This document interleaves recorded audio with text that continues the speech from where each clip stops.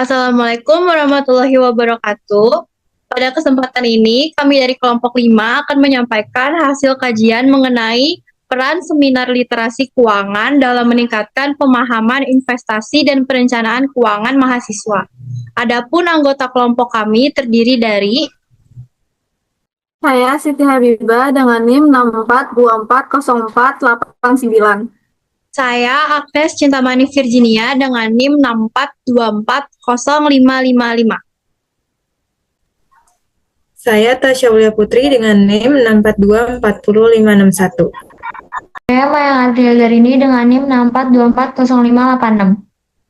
Saya Rizka Yanuar Alaida dengan NIM 64240777.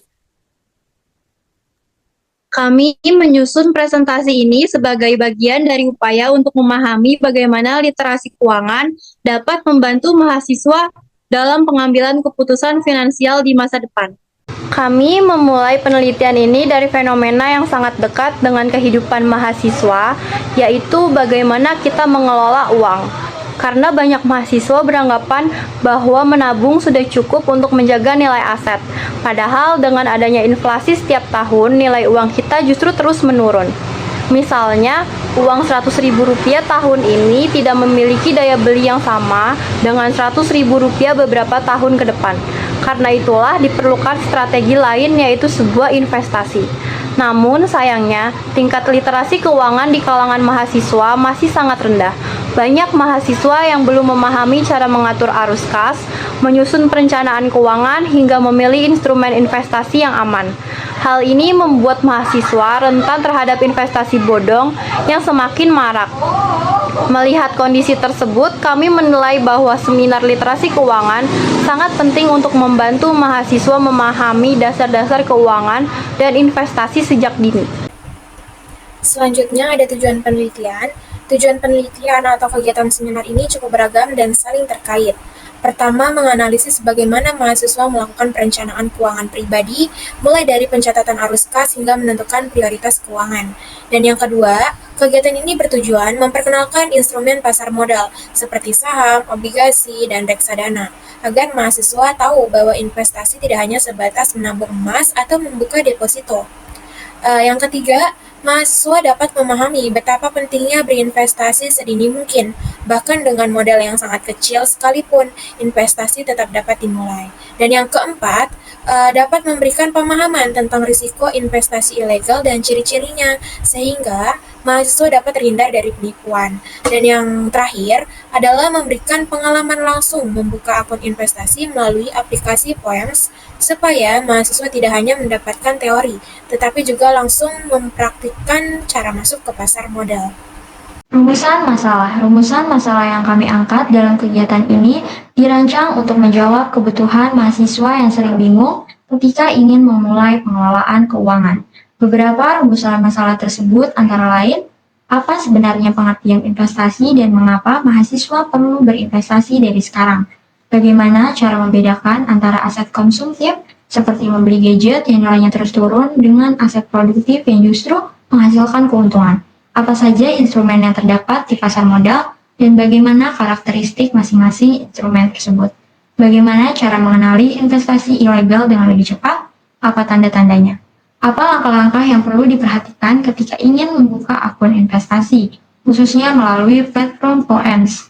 Dengan menjawab pertanyaan-pertanyaan tersebut, mahasiswa diharapkan dapat memiliki pemahaman keuangan yang komprehensif.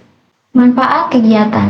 Kegiatan seminar literasi keuangan ini memberikan beberapa manfaat penting bagi peserta, khususnya mahasiswa. Yang pertama, mahasiswa mendapat pengetahuan baru terkait investasi yang selama ini mungkin dianggap rumit atau hanya cocok untuk orang-orang yang sudah bekerja. Yang kedua, mahasiswa mendapatkan gambaran praktis bagaimana mengelola arus kas pribadi. Ini penting karena banyak mahasiswa yang belum terbiasa mencatat pengeluaran atau menyusun anggaran bulanan. Yang ketiga, kegiatan ini memberikan pengalaman praktis membuka akun investasi. Dengan begitu, mahasiswa memiliki keberanian dan pemahaman untuk memulai investasi secara mandiri tanpa takut salah langkah. Yang keempat, mahasiswa menjadi lebih waspada terhadap penipuan investasi sehingga tidak mudah terpengaruh oleh tawaran keuntungan tinggi yang tidak masuk akal. Selanjutnya ada perencanaan kegiatan. Dalam tahap perencanaan kegiatan, kami menyusun materi yang bertujuan memberikan penguatan dari dasar hingga praktik. Materi pertama adalah analisis arus kas. Mahasiswa diajak untuk memahami sumber pendapatan, jenis pengeluaran, serta pentingnya mengontrol kebiasaan belanja. Materi kedua adalah membedakan aset konsumtif dan produktif. Kami menekankan pentingnya memiliki aset yang memiliki potensi menciptakan nilai jangka panjang. Dan materi ketiga adalah menjelaskan mengenai piramida perencanaan keuangan yang terdiri dari dana darurat sebagai fondasi, asuransi sebagai perlindungan, dan investasi sebagai tujuan jangka panjang. Terakhir, kami mempersiapkan aplikasi POEM sebagai sarana untuk praktik pembukaan akun investasi dan diarahkan untuk menyiapkan dokumen yang diperlukan. Pada tahap pelaksanaan, peserta mendapatkan beberapa sesi materi yang terstruktur. Sesi pertama membahas tentang inflasi dan nilai waktu uang. Di sini, peserta memahami bahwa waktu dapat membuat nilai uang berubah, sehingga menunda pengelolaan keuangan bisa merugikan kita. Sesi kedua mengangkat isu penipuan investasi. Kami menampilkan data kerugian akibat investasi ilegal yang mencapai 142 triliun. Sebagai bukti bahwa literasi keuangan adalah kebutuhan yang mendesak, bukan sekedar wawasan tambahan. Sesi ketiga memperkenalkan produk pasar modal, termasuk saham, obligasi, dan reksadana. Peserta mempelajari karakteristik, tingkat risiko, dan potensi keuntungannya. Sesi keempat adalah praktik langsung pembukaan akun POEMS. Peserta mengikuti proses pembukaan rekening dana nasabah (RDN) dan memahami fitur dasar aplikasi yang biasa digunakan oleh investor pemula. Setelah seluruh kegiatan dilaksanakan, kami melakukan evaluasi untuk menilai dampak kegiatan tersebut. Hasil evaluasi menunjukkan bahwa mahasiswa mengalami perubahan pola pikir mengenai keuangan. Mereka mulai memahami pentingnya memiliki tujuan finansial jangka pendek dan jangka panjang. Selain itu, mahasiswa menjadi lebih kritis dalam menilai suatu tawaran investasi. Mereka tidak mudah percaya pada promosi yang menawarkan keuntungan besar dalam waktu singkat. Kesimpulan, dari penelitian ini kami menyimpulkan beberapa poin utama, yaitu 1.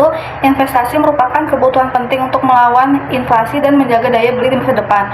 2. Perencanaan keuangan yang baik harus dilakukan melalui tahapan yang jelas, dimulai dari dana darurat, memiliki perlindungan asuransi, hingga akhir melalui investasi. 3. Prinsip 2L dan 1R, yaitu legal, logis, dan teratur, yang wajar merupakan cara sederhana namun efektif untuk menghindari penipuan investasi. 4. Melalui seminar dan praktik pembukaan akun investasi, mahasiswa tidak hanya memahami teori tapi juga sudah memiliki keterampilan untuk memulai investasi. Saran kami memberikan beberapa saran untuk berbagi pihak, yaitu 1. Untuk mahasiswa kami sarankan untuk segera memiliki kebiasaan finansial yang baik, termasuk mencatat pengeluaran dan memulai berinvestasi secara disiplin, meskipun dengan nominal kecil.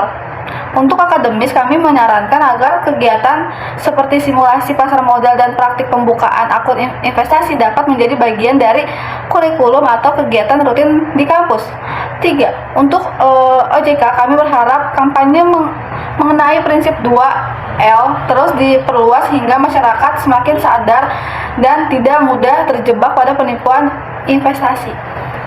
Demikian presentasi dari kami. Terima kasih atas perhatian teman-teman dan juga Ibu, dosen yang telah mengikuti dari awal hingga akhir. Kami berharap materi ini dapat menjadi langkah awal untuk membangun kesadaran finansial sejak dini, sehingga kita semua dapat membuat keputusan keuangan yang lebih bijak di masa depan. Wassalamualaikum warahmatullahi wabarakatuh.